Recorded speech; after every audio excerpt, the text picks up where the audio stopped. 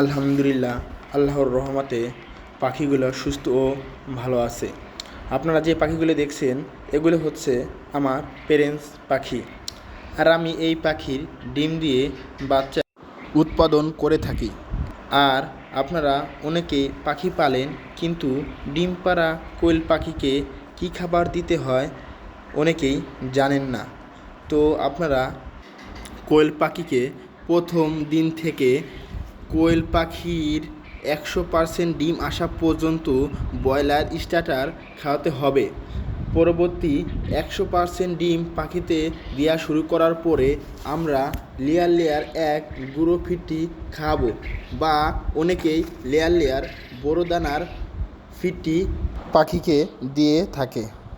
কিন্তু কোয়েল পাখিকে ডিম 100% আসার পর থেকেই লেয়ার লেয়ার এক গুঁড়োটা অথবা বড় দানাটা যে কোনো একটা অবশ্যই খাওয়াতে হবে।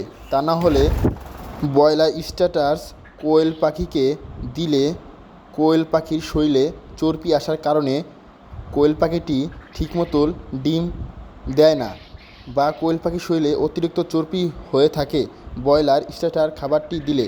তাই কোয়েল পাখি ডিম পাড়াগুলোকে লেয়ার লেয়ার এক ফিডটি অবশ্যই খাবার দিতে হবে যদি 100% ডিমের হার আশা করেন। আর 100% ডিম আসার পর থেকে কোয়েল পাখিকে প্রতি সপ্তাহে একটা ওষুধের ডোজ করতে হবে।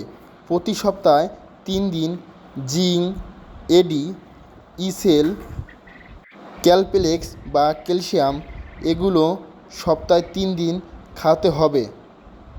তাহলে পাখিগুলো সুস্থ ও ভালো থাকবে এবং 100% ডিম আশা করা যাবে।